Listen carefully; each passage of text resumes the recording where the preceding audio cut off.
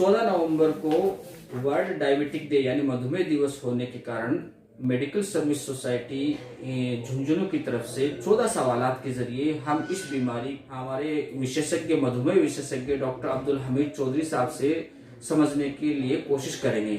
ये असल में हमारे लिए जन जागरूकता के कार्यक्रम के अंतर्गत ये प्रोग्राम किया जा रहा है। तो मैं डॉक्टर साहब से पहले सवाल के रूप में पूछना चाहूंगा कि डायबिटीज की बीमारी क्या होती है। अगर ये हमारे आम लोगों को पता लग जाए तो इससे बड़ा फायदा होगा। डॉक्टर साहब, सबसे पहले तो MFSS झुंझुनू का तहे दिल से शुक्रिया कि मधुमेह इस बीमारी के बारे में जागरूकता फैलाने का काम उन्होंने हाथों में लिया है। जैसे आप जानते हो, मधुमेह हमारे देश में बहुत पनप रहा है और 14 नवंबर हर साल जागतिक मधुमेह दिन बोल के मनाया जाता है। ये कहना तो गलत है, लेकिन पब्लिक अवेयरनेस के लिए इस दिन का इस्तेमाल किया जाता है। 2022 का मधुमेह दिन ये विशेष इसलिए है कि इंसुलिन का शोध होने के 100 साल पूरे हो चुके हैं। अच्छा। 1922 में इंसुलिन का शोध निकाला है, जो कि एक पहले डायबिटीज वाले पेशेंट को कोई इलाज नहीं था। 1922 में पहली बार बेंटिंग एंड वेस्ट इन्होंने इंसुलिन का शोध निकाला। अब जब से मधुमेह के पेशेंट, डायबिटीज के पेशेंट बचने लगे। नहीं तो पहले ऐसा था, मधुमेह मतलब नो ट्रीटमेंट, कोई इलाज नहीं था। आज 100 साल हो गए इंसुलिन का शोध निकाल कर। उसके वजह से मधुमेह का जब भी कोई दिक्कत होती है, जब इमरजेंसी होती है, तो इंसुलिन जान बचाता है। तो चलिए 14 सवालों के जरिए हम मधुमेह को आज अच्छे से जानें, ताकि इस मालूमात का फायदा हमें खुद को हो, डायबिटीज से बचने को हो, या हमारे परिजनों को किसी को डायबिटीज है, या हमारे जानकारों में किसी से डायबिटीज है, तो उनको भी हम कुछ सलाह दे सके। इस तरह की मालूमात मैं देने की कोशिश करूंगा। तो आपका पहला क्वेश्चन, मधुमेह की शुगर की बीमारी क्या होती है? हाँ, तो डायबिटीज जिसको मधुमेह भी कहा जाता है, जिसको शुगर भी कहा जाता है, तो इसमें हमारे ब्लड में शुगर की मात्रा बढ़ जाती है, नॉर्मल से ऊपर चली जाती है, और इसके वजह से बहुत सारी दिक्कतें होती हैं। इसे साइलेंट किलर भी कहा जाता है, क्योंकि ये हमारे शरीर में गुपचुप से साइलेंटली प्रवेश करता है और हमारे नाजुक पुर्जों को खोखला कर देता है, और उसकी वजह से कोई ना कोई पुर्जा फेल होकर, जैसा किडनी फेल होना, हार्ट में दिक्कत होकर हार्ट अटैक आना, हार्ट फेल होना, तो इसकी वजह से पेशेंट सीरियस होकर अपना जान गंवा सकता है। इसलिए उसको साइलेंट किलर कहते हैं। डॉक्टर साहब, दूसरा सवाल मेरा यह है कि आपने बताया कि नॉर्मल से ज्यादा होना, तो नॉर्मल ब्लड शुगर क्या होता है, ताकि उसकी भी मेंटेनेंस किया जा सके? हमारे शरीर का चल चलाव हर नॉर्मल लेवल पे चलता है, एक नॉर्मल रेंज में चलता है। जैसा ब्लड प्रेशर नॉर्मल होना चाहिए, 130-80 के आसपास। बॉडी टेम्परेचर नॉर्मल चाहिए। उसी तरह बाकी बहुत सारी चीज़ें, जैसा हार्ट रेट है, नॉर्मल चाहिए 60 से 100। तो उसी तरह नॉर्मल ब्लड शुगर कितना होता है ये आपको पता चाहिए। हमारा नॉर्मल ब्लड शुगर होता है 60 से 100 मिलीग्राम पर सेकंड।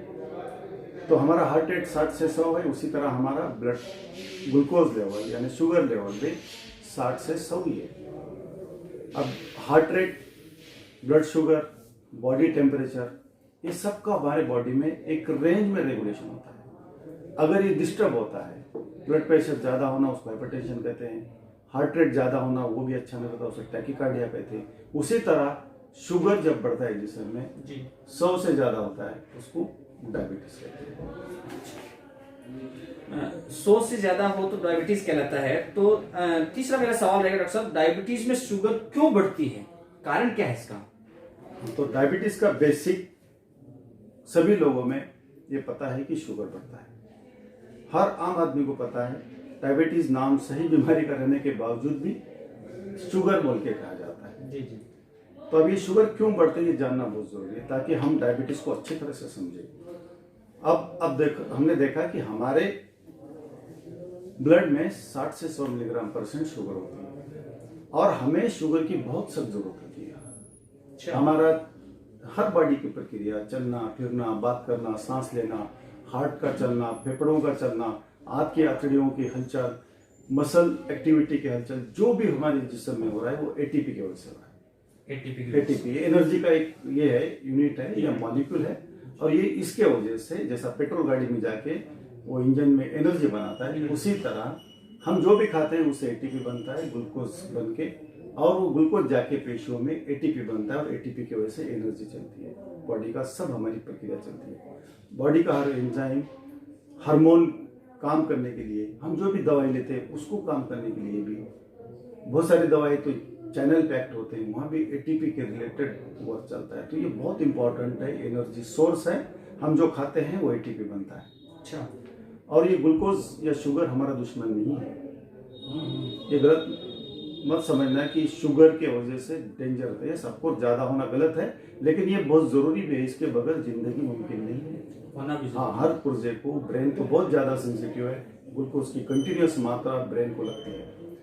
तो इसे नॉर्मल रखना बहुत जरूरी है। जैसा ब्लड प्रेशर नॉर्मल रखने की सिस्टम है, टेम्परेचर नॉर्मल रखने की सिस्टम है, हार्ट रेट नॉर्मल रखने की सिस्टम है, उसी तरह हमारा ब्लड का शुगर 60 से 100 मिलीग्राम रखने की सिस्टम हमारे बॉडी में बनी है।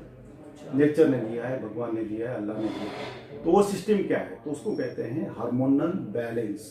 दो हार्मोन इंपॉर्टेंट होते हैं, एक है इंसुलिन और दूसरा है ग्लूकागॉन। ये दो हार्मोन एक दूसरे के खिलाफ काम करते हैं और ग्लूकोज को नॉर्मल लेवल मेंटेन करते हैं। खिलाफ माने जब ग्लूकोज ज्यादा होता है बॉडी में तो उसको डाउन करना, और जब डाउन होता है तो उसको ऊपर करना। इसलिए एक दूसरे के खिलाफ एक्शन को कहा जाता है। तो आपको शॉर्ट में ये भी मैं बता दूं कि इंसुलिन हमारे बॉडी के पैनक्रियाज जिस ग्रंथि में बनता है। पैनक्रियाज की ग्रंथि पेट में होती है, छोटी आंत के सी कर्व में होती है, इस फिगर में दिए इस तरह से। सो इंसुलिन हमारा बीटा सेल से बनता है। तो इस पैनक्रियाज में आइलेट ऑफ सेल्स बोल के होता है, और वहाँ पे ग्रुप ऑफ सेल होता है, और वो ग्रुप ऑफ सेल में से बीटा सेल नाम के सेल होते हैं, वो इंसुलिन बनाते हैं। अच्छा। अब दूसरा हार्मोन जो इंपॉर्टेंट है वो है ग्लूकागॉन। ग्लूकागॉन अल्फा सेल से बनता है, वो भी पैनक्रियाज में ही बनता है। तो अब ये दो हार्मोन क्या करते हैं?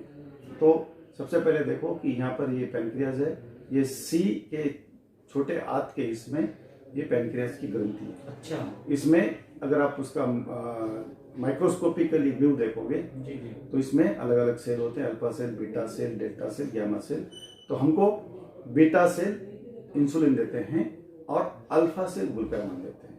अच्छा। तो ये दो हार्मोन हमारे पैनक्रियाज में बनते हैं, अल्फा सेल बीटा सेल में, अल्फा सेल में ग्लूकागॉन, बीटा सेल में इंसुलिन।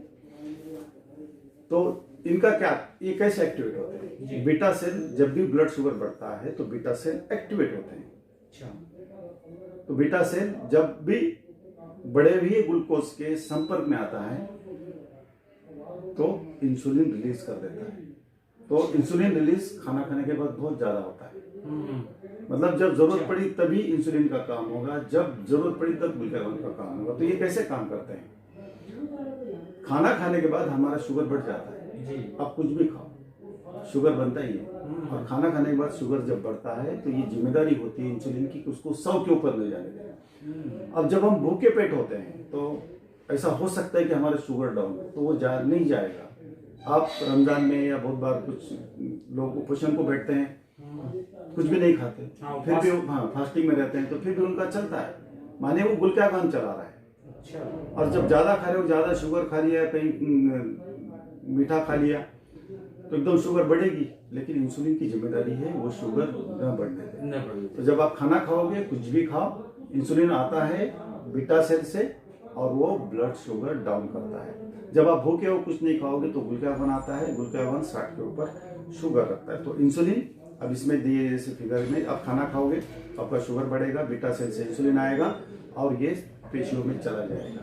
मतलब ब्लड में लेवल बढ़ने नहीं देगा, सेल में, पेशियों में पुश कर देगा। अब जब भूखे हो या एक्सरसाइज कर रहे हो तो ग्लूकोज की डिमांड ज्यादा लगती है, हो सकता है ग्लूकोज कम होगा, तो अल्फा सेल स्टिमुलेट होते हैं, उत्तेजित होते हैं और ग्लूकागॉन बनाते हैं, और वो लीवर से ग्लूकोज बना के ब्लड में उसका लेवल बढ़ा देते हैं। अच्छा। ये बैलेंस रहना बहुत जरूरी है, तब हमारा ब्लड शुगर 60 से 100 रहेगा। तो हम ये कह सकते हैं शॉर्ट में, इंसुलिन और ग्लूकागॉन की बैलेंस एक्शन माने हमको डायबिटीज नहीं है, हम डायबिटिक नहीं है, मतलब हमारा इंसुलिन ग्लूकागॉन सही काम कर रहा है, बैलेंस में काम कर रहा है। आपको डायबिटीज नहीं है ना? नहीं है मुझे भी नहीं है। जी। इसका मतलब है हम दोनों में हमारा ग्लूकागॉन इंसुलिन बैलेंस में काम। अगर कोई यहाँ मरीज आता है वो डायबिटिक है, उसका मायने ये है कि उनका इंसुलिन और ग्लूकागॉन का बैलेंस चला गया। इसके वजह से शुगर का ब्लड में शुगर बढ़ता है। जी जी जी।